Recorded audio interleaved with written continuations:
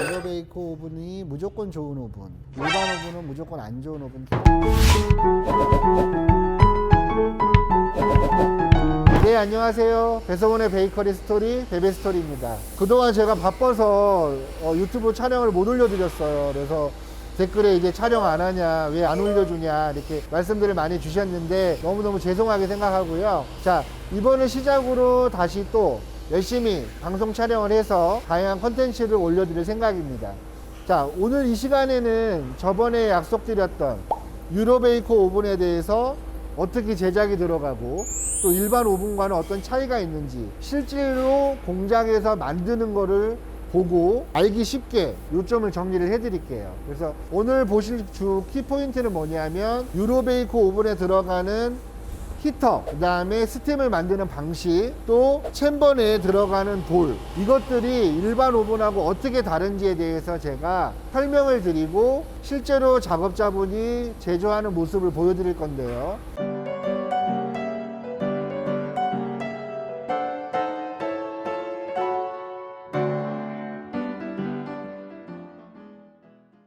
유로베이커 오븐에 대해서 궁금하셨던 분들은 오늘 영상 보시면 아, 이렇구나 라고 쉽게 이해하실 수 있도록 멋지게 한번 잘 만들어 보도록 하겠습니다. 자, 우리가 유로베이커 오븐하고 일반 오븐하고 해서 차이가 여러 가지가 있는데요. 그 중에 하나가 스팀을 만들어내는 장치, 스팀 발생 장치에서 있을 수 있습니다.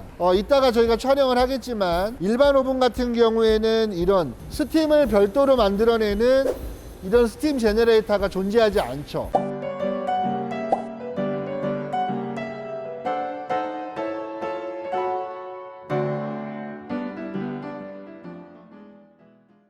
윗불 히터 위에 그냥 얹히는 방식이기 때문에 이런 유로베이커 오븐 같은 경우에는 별도로 어떤 스팀을 만들기 위해서 이런 스팀 제너레이터를 사용을 합니다. 자, 그러면 작업자분께서 이 스팀 제너레이터를 장착하는 모습을 한번 보여드릴게요.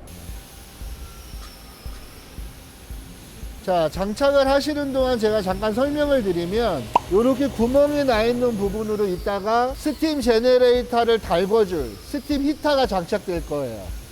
이 스팀 제너레이터를 뜨겁게 달궈줄 스팀 히터가 이 안으로 들어가면 이 통이 뜨겁게 달궈지겠죠. 뜨겁게 달궈진 상태에서 이쪽으로 물을 넣습니다. 물이 들어가면 뜨거운 통에서 찬물이 닿으면서 기화가 되겠죠. 그러면서 스팀이 만들어지는 구조입니다. 저 보시면 원형관이 있죠. 저 원형관을 통해서 발생된 스팀이 내부 챔버 안으로 들어가는 구조라고 보시면 돼요. 그래서 이따가 작업자분께서 제너레이터를 다 다시고 나면 이 안쪽에 스팀 히터가 들어가는 것도 한번 영상을 촬영을 해서 보여드리도록 하겠습니다. 자, 지금은 장착된 스팀 제너레이터 장치에 스팀 히터를 연결하는 장면이고요. 이렇게 안으로 들어간 이 스팀 히터에서 열을 발생을 하면 결과적으로 이 스팀 제너레이터가 뜨겁게 달궈지겠죠. 뜨겁게 달궈진 상태에서 이쪽을 통해서 찬물이 들어가면 스팀 증기가 발생되면서 이 안쪽에 관을 통해서 내부 챔버 쪽으로 스팀이 들어가는 그런 구조로 이해를 해주시면 됩니다.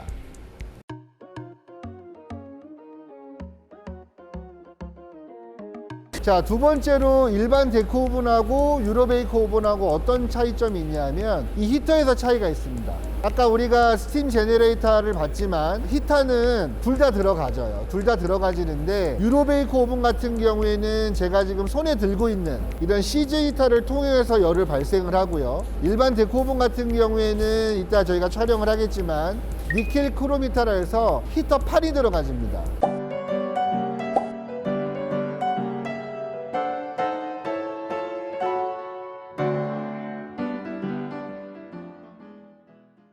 일단은 먼저 유로베이커 오븐에 이 히터가 어떻게 장착이 되는지 한번 보여드릴게요. 지금 이쪽에 보시면 윗불 쪽에 이렇게 많은 히터들이 들어가져 있고요. 아래쪽에도 많은 히터들이 들어가져 있습니다. 근데 단순히 수량만 이렇게 들어가져 있는 게 아니라 여기를 좀 보시면 모양이 이렇게 꾸불꾸불하게 되어 있죠. 이렇게 꾸불꾸불하게 되어 있는 이 부분들이 뭐냐면 오븐 내 챔버 안에서 색 밸런스를 잡기 위해서, 즉 열 편차를 잡기 위해서 이런 형태의 모양을 갖고 있는 거예요. 쉽게 말씀드리면 정확하게 고르게 빵을 구워내기 위해서 그런 열을 맞추기 위한 하나의 기술이라고 보시면 됩니다. 저희가 지금 영상으로 보여드리는 이 히터, 그다음에 장착된 히터 말고 실제로 기술자분이 이 오븐에서 이 히터를 장착하는 모습을 한번 보여드릴게요.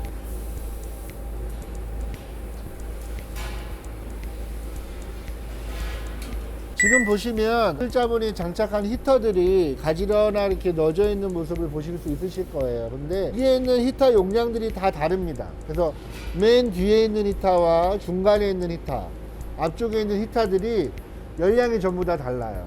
열량이 다른 이유는 뭐냐 하면 이 챔버 안에서 말 그대로 열이 빠져나가는 단열이 되어 있는 부분들이 각기 다 다르기 때문에 앞쪽에 있는 히터들은 열량이 좀 세죠. 아무래도 유리도로 막고 있는 부분에서 열량을 가장 많이 뺏기기 때문에 앞쪽에 있는 히터는 열량이 가장 셀 거고요. 저 뒤쪽에 있는 히터는 아무래도 열이 가장 안 빠져나가는 곳이기 때문에 용량이 가장 작겠죠. 또 아까 말씀드린 대로 이게 꼬불꼬불한 모양들, 결과적으로 열이 발생되는 데 있어서 색 밸런스를 정확히 맞추기 위해서 기술적으로 이렇게 구부려 놓은 모양들이거든요.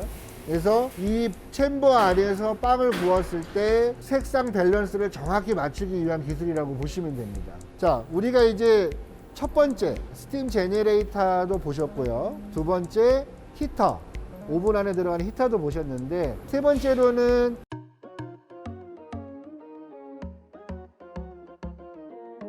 이쪽 안에 들어가는 세라믹이 될 수 있어요. 세라믹이라고 하는 거는 뭐냐 하면 인위적으로 만들어낸 돌이거든요. 우리가 일반 오븐 같은 경우에는 이 안쪽에 들어가는 게 기본이 철판 베이스죠. 그리고 설령 돌을 옵션으로 넣었다 하더라도 천연 돌이 들어가집니다.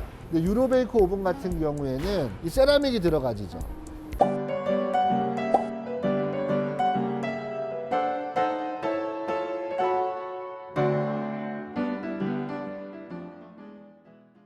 이 세라믹의 장점은 뭐가 있냐면, 일단은 천연돌은 한번 크랙이 가면 부스러지기 때문에 쓸 수가 없어요. 하지만 세라믹 같은 경우에는 크랙이 간다 하더라도 일정 형태를 유지를 해주고요.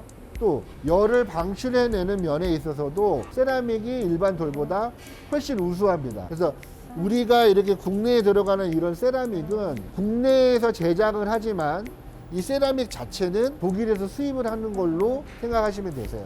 아직 이런 세라믹을 만드는 기술이 국내에는 부족하다 보니까 국산 오븐이라고 하지만 일부 독일 기술들이 들어가져 있다고 생각을 하시면 됩니다.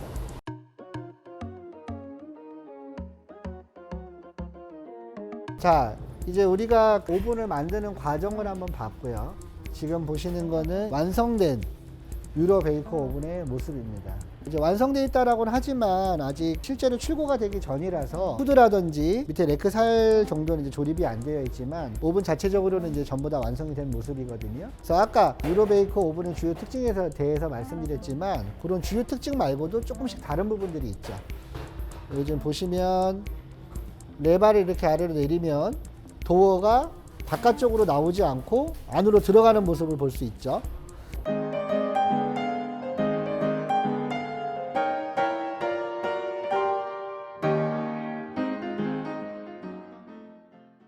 이런 구조를 가지는 데는 여러 가지 이유가 있지만 가장 큰 이유는 보통 이제 유럽 사람들이 쓰는 캔버스,